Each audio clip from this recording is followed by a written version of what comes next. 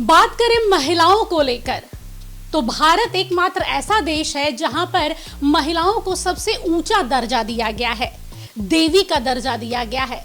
नवरात्र में इन्हीं महिलाओं को, इन्हीं बेटियों को पूजा जाता है।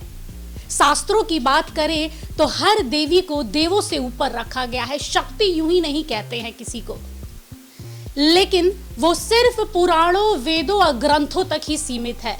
वास्तविक रूप देखें महिलाओं की तो जो मौजूदा परिस्थिति है, आज भी सामाजिक तौर पर हो, चाहे शारीरिक तौर पर हो, मानसिक तौर पर हो, महिलाओं को कहीं ना कहीं हाशिए पर रखा गया है।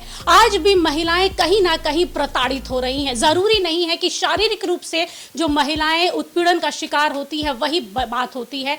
सच्चाई अगर देखें तो मानसिक तौर पे भी महिलाओं को कई टॉर्चर से, यानी कई तरह की उत्पीड़न से प्रताड़ित होना पड़ता है। इससे अगर बात करें तो अछूता नहीं रहा है हमारा राष्ट्रीय राजधानी जो हमारी दिल्ली है। कहते हैं कि भारत का अगर दिल किसी को कहेंगे तो वो हमारी दिल्ली है। यूं ही नहीं कहते हैं दिल्ली को दिल वालों का शहर, लेकिन महिलाएं वहां भी सुरक्षित नहीं है। आए दिन वहां पर बलात्कार जैसे और टीजिंग जैसी जो घटनाएं होती है उसकी शिकार होती हैं महिलाएं। लेकिन अगर सुरक्षा के लिहाज से देखा जाए तो पूरे भारतवर्ष में उत्तर प्रदेश एकमात्र ऐसा राज्य है जहां पर महिलाएं सबसे ज्यादा सुरक्षित हैं। मैं आपको कुछ दिखाना चाहूंगी। ये मेरे हाथ में एक कागज है जिस पर ये पूरा लेखा जोखा है। योगी आदित्यनाथ को भावी अगर सबसे ज्यादा प्रतिशत के रूप में देखा जाए तो योगी आदित्यनाथ को सबसे ज्यादा फेमस प्रधानमंत्री नरेंद्र मोदी के बाद अगर कोई पीएम का चेहरा दिखता है पूरे भारतवर्ष को तो यूं ही नहीं योगी आदित्यनाथ दिखते हैं। महिलाओं को जो सुरक्षा देनी है इस इंसान से ज्यादा, इस सरकार से ज्यादा अभी तक पूरे भारतवर्ष में किसी ने नहीं दिया है। हम किसी विशेष पार्टी या व्यक्ति के पक्ष में नहीं है, लेकिन जो यहाँ पर जो एनसीआरबी जो रिपोर्ट है उस पर हम कह रहे हैं ये बात। यहाँ पर साफ साफ दिखाया गया है कि योगी आदित्यनाथ उत्तर प्रदेश सरकार ने जो मिशन शक्ति योजना चलाई है, जिसका एकमात्र ही उद्देश्य रहा है कि अभियान सुरक्षा, सम्मान और स्वावलंबन के तर्ज पर रखा गया है। इसमें जो इसका जो 4th स्टेज है 4.0 जो चल रहा है उसके तहत अगर बात करें तो एनसीबीआर में 70.8% के हिसाब से दोषियों को सजा दी जा रही है। यानी कि अगर 100 लोग अपराध कर रहे हैं तो तकरीबन 71 लोगों को सजा दी जा रही है, वो भी फास्ट ट्रैक के अकॉर्डिंग। मतलब इंतजार नहीं करना पड़ रहा है। खुद योगी आदित्यनाथ ने ये बात कही है कि अगर महिलाओं से रिलेटेड कोई भी अपराध थाने तक पहुंचता है तो सारे काम छोड़कर पहले उस पर एक्शन लिया जाना चाहिए। और ये हम नहीं कह रहे हैं, ये कह रहा है ये रिपोर्ट जो कि एनसीआरबी की ओर से आया है, जिसमें 70.8% दोषियों को सजा देने की बात कही गई है। यूपी सरकार ने एक नया रिकॉर्ड कायम किया है। यूं ही नहीं, लोग योगी आदित्यनाथ को भावी प्रधानमंत्री के तौर पे देख रहे हैं और एक मजबूत दमदार सीएम के रूप में अपनी छवि उन्होंने बनाई है। इस पर देखते हैं कि मिशन शक्ति जो है 4.0 के तहत क्या क्या महिलाओं को स्वावलंबन और आत्मनिर्भर बनाने के लिए योजनाएं चलाई जा रही है, उस पर एक नजर डालते हैं। समाज में सबसे ज्यादा अगर आपराधिक गतिविधियों का शिकार कोई होता है तो उनमें महिलाएं आती हैं। पुरुष प्रधान समाज की सोच महिलाओं के प्रति लगातार दमनकारी हो रही है। हर हाल में महिलाओं को हाशिए पर रखने का प्रयास जारी है।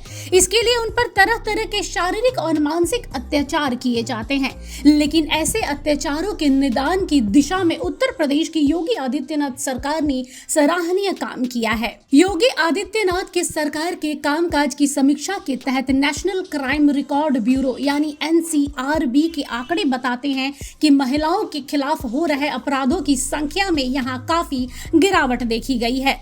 ब्यूरो की रिपोर्ट बताती है कि तकरीबन 70.8% यानी 71% मामलों में दोषी लोगों को जल्द से जल्द सजा दी जा रही है। ऐसा करके उत्तर प्रदेश सरकार ने एक नया रिकॉर्ड कायम किया है। इसी उपलब्धि के लिए योगी सरकार की दो तरफा सोच को ही जिम्मेदार माना जा रहा है। पहली सोच ये है कि सरकार द्वारा महिलाओं को सशक्त बनाने के लिए जो भी परियोजना लाई जा रही है उनका सीधा लाभ समाज की अंतिम महिला तक पहुंचाया जाए। इसके अलावा दूसरी सोच यह है कि समय रहते महिलाओं के खिलाफ किए जा रहे अपराधों की समीक्षा के साथ ही निश्चित समय सीमा के भीतर उन दोषियों को सजा दिलाई जाए। सजा दिलाने की बात जरा टेढ़ी लगती है क्योंकि पुलिस के पास ऐसे बहुत से आपराधिक मामले पहले से ही दर्ज होते हैं जिनकी तफ्तीश में काफी समय लग जाता है। लेकिन योगी सरकार का साफ फरमान है कि मिशन शक्ति के तहत महिलाओं के खिलाफ होने वाले अपराधों में मुलजिमों को जल्द से जल्द उसके किए की सजा दिलाई जाए। इसके लिए तकरीबन 1500 महिला थानों का गठन किया गया है जहां हमेशा महिलाओं पर ही होने वाले अत्याचारों की नजरदारी रखी जा रही है। राज्य सरकार के निर्देश के अनुसार किसी अपराध के लिए किसी महिला को पहले की तरह थाने के चक्कर नहीं लगाने पड़ रहे हैं। पुलिस को भी इस मामले में अलर्ट रखा गया है। शिकायत हुई नहीं कि यूपी पुलिस सक्रिय है। पुलिस ने भी इसे एक अभियान का रूप दिया है जिसके तहत बदमाशों की धरपकड़ तथा अदालती कार्रवाई में शामिल होने की घटना को शामिल किया गया है। यहाँ तक कि ज्यादातर आपराधिक मामलों में पीड़ित व्यक्ति के डीएनए या विसरा परीक्षण वगैरह में भी देर लगती थी। इसके लिए राज्य सरकार की पहल से यहाँ एक फॉरेंसिक लैब की व्यवस्था भी कर दी गई है ताकि तुरंत परीक्षण के नतीजे सामने आ जाए। त्वरित गति से महिलाओं के खिलाफ होने वाले अपराधों की तफ्तीश के साथ ही उनकी जांच रिपोर्ट समय से पहले अदालतों में पेश करके पुलिस ने भी वाहवाही लूटी है। हालत ये है कि एनसीआरबी की रिपोर्ट की माने तो उत्तर प्रदेश में महिलाओं के खिलाफ होने वाले अपराधों में कमी आई है तथा दोषियों को सजा दिलाने में लगभग 71% कामयाबी भी मिली है। दूसरे राज्यों की तुलना में महिलाओं के खिलाफ किए जा रहे अपराधों में सजा का प्रतिशत क्रमशः राजस्थान में 37.2% है। महाराष्ट्र की बात करें तो 11.2% तथा पश्चिम बंगाल में और भी हालत खराब है जहां पर 8.9% है। इस तरह तय समय सीमा के तहत अपराधियों को सजा दिलाने में महिलाओं के खिलाफ होने वाले अपराधों में जो कमी लाई जा सकती है यह योगी सरकार ने साबित कर दिया है। योगी सरकार का यह कदम पूरे देश के लिए अनुकरणीय कहा जा रहा है। तो देखा आप लोगों ने, मिशन शक्ति के हिसाब से आज महिलाओं को हर ओर आगे बढ़ने का मौका मिल रहा है।